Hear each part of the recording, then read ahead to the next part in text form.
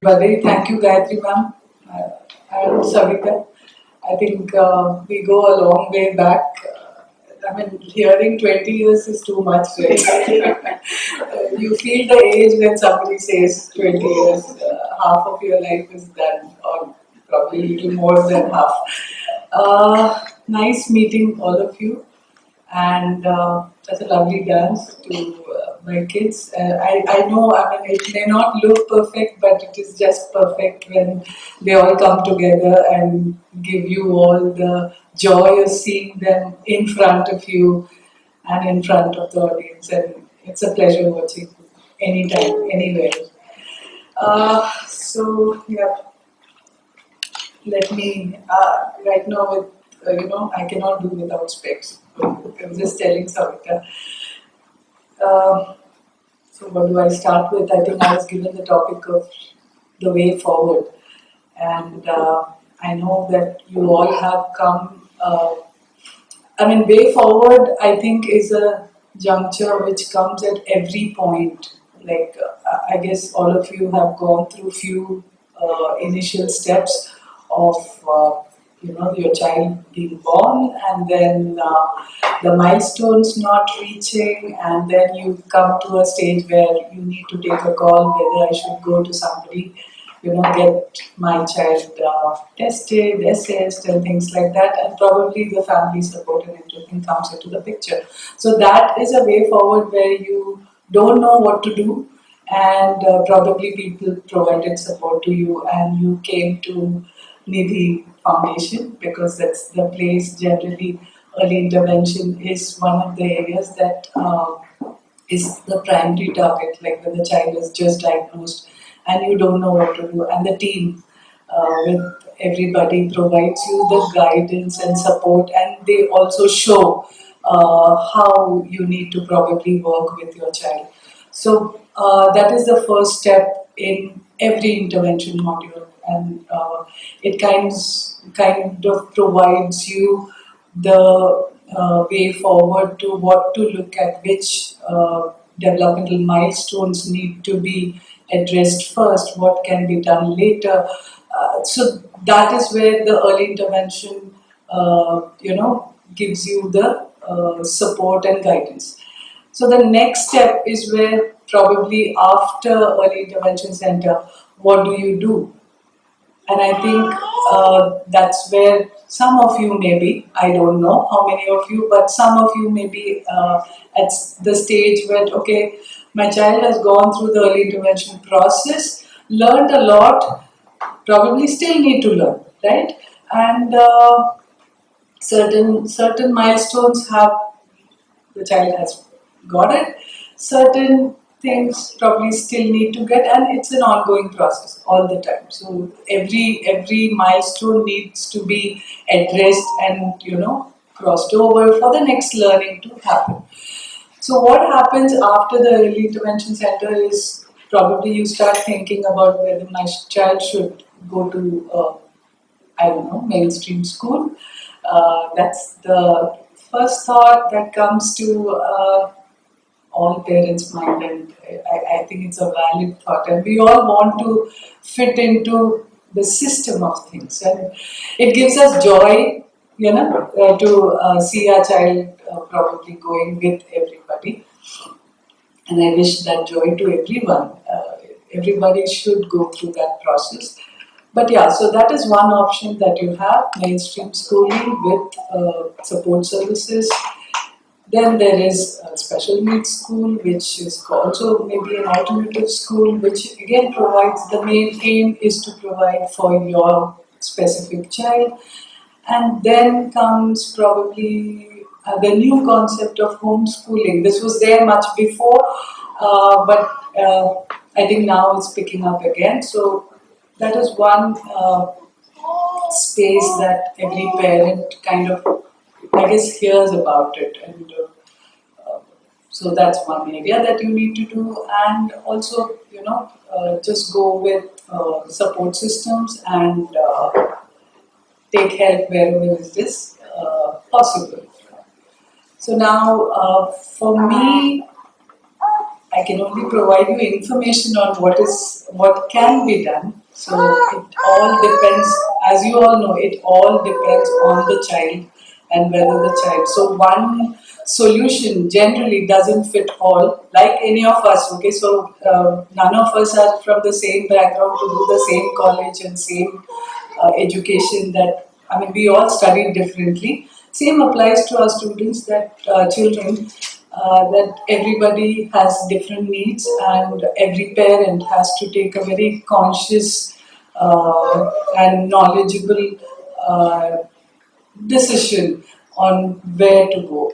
So the mainstream, that what we in India, what I have seen, because I have worked in mainstream schools, so I can probably tell a little bit, is mostly the inclusive schools should have. So what should you look out for? Probably an inclusive school that has support services with within the school premises. So that would help the child, because you leave the child into the school and the child has to survive there. And for survival and learning to happen very smoothly and cohesively, you need to have support service within the school, because the child will be in a larger group, and the service of support is needed.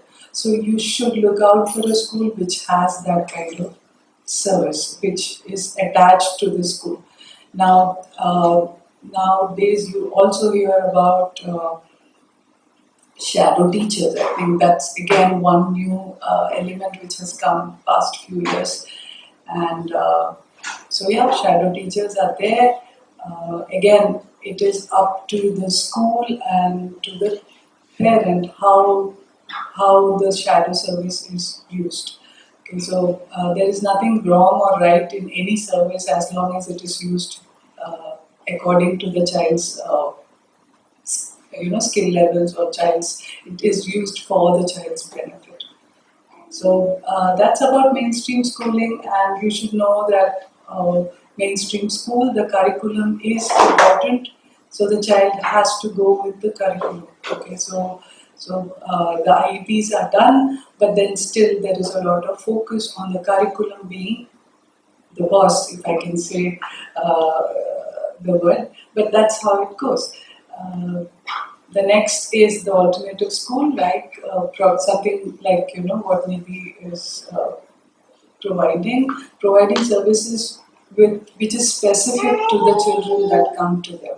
So, which is the alternative school. So the ground is set by early intervention centers and Nidhi, and how do you take this skill which the child has learned to a place where the child can learn the next level of skills.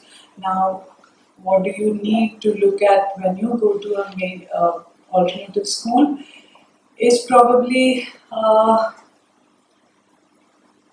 the IEPs need to be in place, whether the school provides intervention based on the child's need, because when it is an alternative space, the focus is again on the child. The focus is based only on how the child needs, what does the child needs, and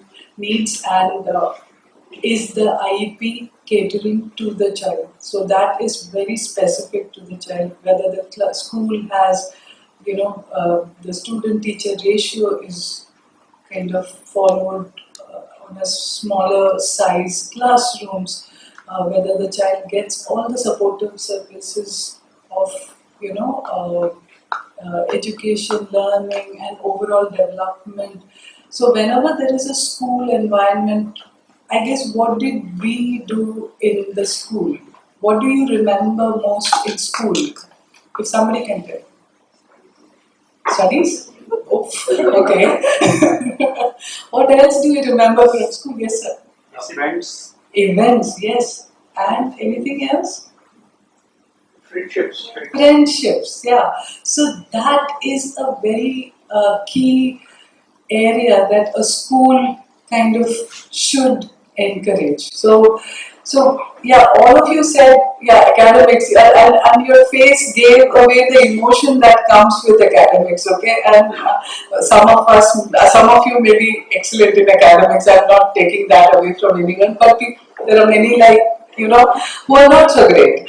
And we've always been somewhere, not the best student in the class, somewhere behind. That's why the fear is there of sitting in the front row, even now. So yeah, so academics is focused for some. Yeah, friendships were the main thing, and the events. Again, if you're good at it, you're kind of pumped up if an event is coming because you know you're going to get selected for it, and you get and every child needs a high point in their life, okay, be it special, not special, or whatever you call them, but they need something to look forward to in each space that they go. So child strength should be addressed, and there is a social element of school. So these are the areas, and most of our children uh, have difficulty in specifically these areas. When you see socialization, communication, having the need to participate, excel, so motivation to do. So these are areas which are difficult, and those need to be addressed in any space that they go. So be it mainstream, be it alternative, be it special school, whatever you call it, find a space which addresses these elements for your child, because in the end it is not about, it is there for everybody, but is it there for me is the question that you need to ask yourself. Is it there for your child? So if it is not there for your child, you should take a call on what is good for your child. Now, I think so. You need to go around and look around, talk. I think there's a good parent group support that comes along, and there's a lot of information that is shared within parents, and parent to parent is always a good communication that you can depend on. So there's a good support system within you that you should take up, and probably take an informed decision on what to do next. Now, the other options that are available are, of course, homeschooling, and that has its good side and difficult sides, because you're taking up the whole responsibility of everything on your own self. Now, that is a call that people can take, and they can follow through it, but you should know your own strengths in that.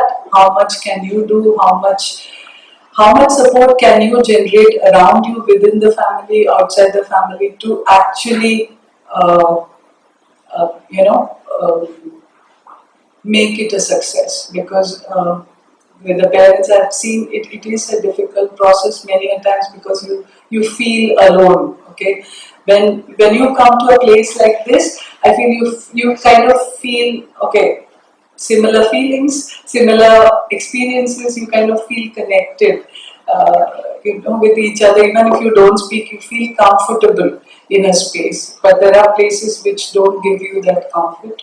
So yeah, so homeschooling is another option that is available.